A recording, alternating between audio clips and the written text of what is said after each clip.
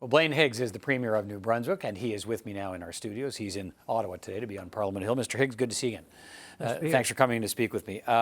What's the latest on the flooding in New Brunswick? Well, the worst is over, which is good news. I mean, we had quite a stretch. In some areas, it exceeded last year's, but not most areas a little bit under. It started to kind of move back at the end of last week, and we expect to be back to normal levels over the next 7 days or 10 days. The full state of kind of where some of the properties have been damaged is not yet known because there's some areas hard to get to. But it looks at this point that it's, although very bad, it'll be high damage, and it'll certainly will be applying for disaster relief. It won't be quite as bad as last year. Right. How does this flood and the flood last year, and we've seen the same story in Quebec, the province of Ontario, and in around the capital region here. A lot of people are now refocused on the issue of climate change and talking about mitigation and planning because this could be the new normal. How do you feel about that? Well, I think that, it took a lot of years to get to this point, and we've seen the climate change throughout our country and throughout, North America and around the world for that matter.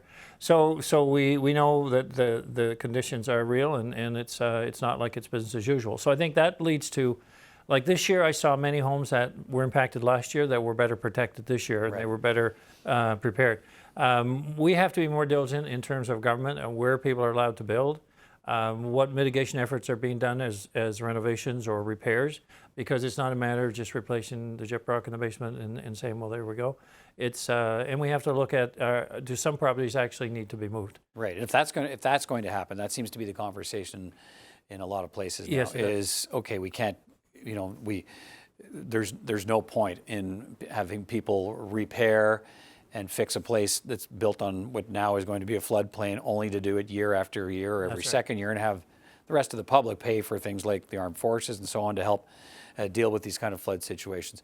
So if that's the case, if people essentially have to be bought out, can a province handle that by itself? There are lots of questions today for the government saying the federal government should pony up and say, we're going to provide additional funds to buy people out of these situations.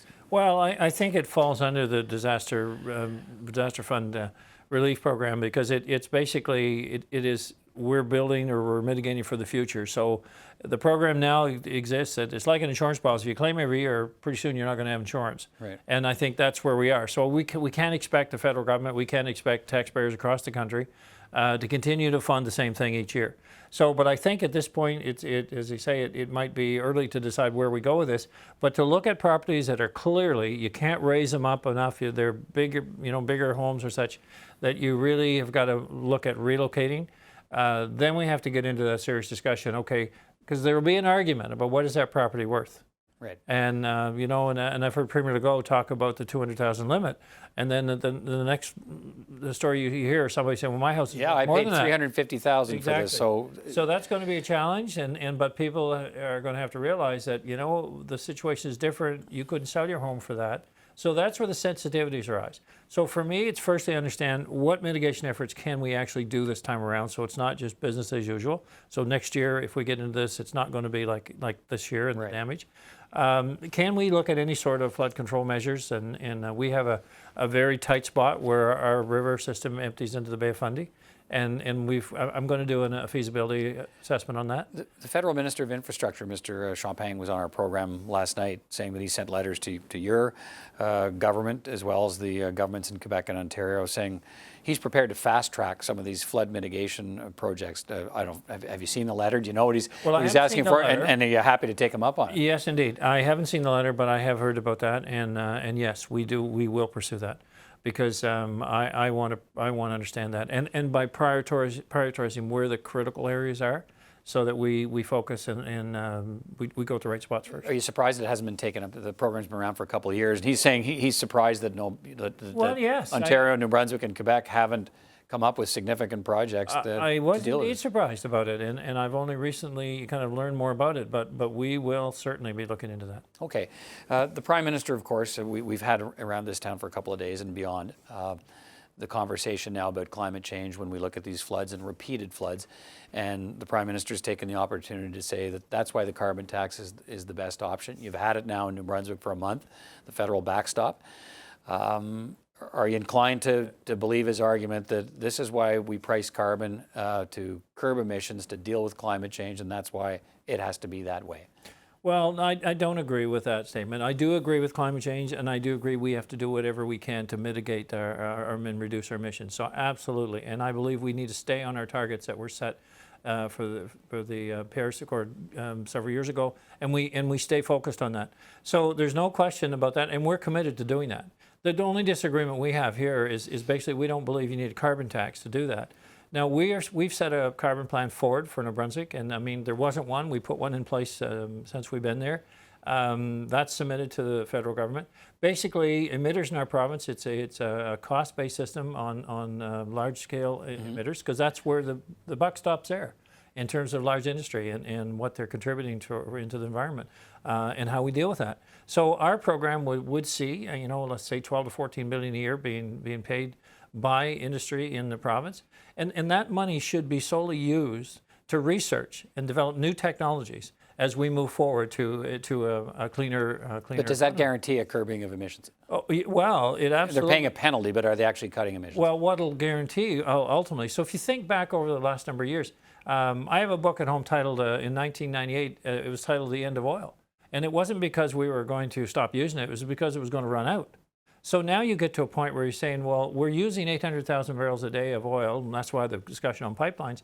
We're going to continue to do that for a while, but we're going to phase out. So it's not an either or, it's a case of a transition plan and a long-term strategy. And let's use this money because technology changes. And we know that once the battery, let's say the electrical storage capabilities become economically viable, it's going to be a Kodak moment. It's going to be all of a sudden, when digital cameras arrive, you're going to see the switch. Like a tipping point. Everybody will say, okay. Everybody say, okay, I'll do that. Yeah. And that's where we need to be. And this money we're getting from industry can be used to finance these projects.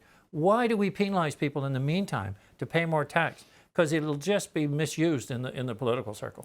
You're also in town for an appearance at the Senate Energy Committee on Bill C-69, the government's new legislation to change the environmental assessment process for energy projects. What's your message? Well, for me, it's like our economy is stalling. I was with the Canadian business trades union. I was with their session. Their national meeting is this week. So here in Ottawa, the session. They're here in Ottawa, yes. And of course, their concern is, and rightfully so, that projects are stalled in our country. We're seeing it all over. I mean, we saw it with the Energy East project. So what we're putting forward there, and my message tonight as well, is going to be: this is just another a way to stall major investment projects in our country. And so what's the rationale for that? It's the vagueness in how it's going to be put forward, the uncertainty in terms of what's required for the application, the ultimate end that a minister could just say, no, I'm not doing that. So do we think we're going to get people to invest in our country if we aren't able to define the criteria on which that investment can be made? We're not. And we're also seeing a huge billions of dollars leave nowhere more so than in Alberta.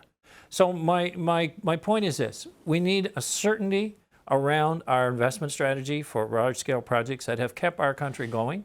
We need to displace foreign oil, so we use our own resources while we still are, not to perpetuate the use, but while we still are. And we need to have a process where provinces are aligned on a strategy. That's why we start, I've been talking about the utility corridor for some time now. And the idea is a concept of like the railroad years ago, highways today, where we have a corridor system that could be hydropower, could be pipelines, it could be communication systems running from coast to coast that allow us a transmission or a capability between provinces. I'm isolated in New Brunswick because in the case of energy and an energy corridor or transmission, we can't get through Quebec. Let's finish. Speaking of Quebec, when you and I first talked, when you first came into office, you were going to petition Quebec to try and revive the Energy East pipeline. Have you given up on that? No, absolutely. I have not given up on that. But what I focused on is the alignment of provinces. And what we see now across our country, we certainly have alignment in Atlantic Canada, but we have alignment in Ontario, in Manitoba, in Saskatchewan, in Alberta. And Quebec wants to sell natural resources, as we talked before. They want to sell hydropower. And we just need to talk to the public and have Quebec understand that this can prevent ships coming up the St. Lawrence Seaway, where they could get out of that altogether, rail cars coming through their province. Right. So oil transmission, whether it's a corridor system, which I think is the focus, provinces concerned about the future economic viability of our country, aligned in a higher goal. Premier Higgs, always good to talk to you. Thanks for coming by. Thank you very much. Appreciate it.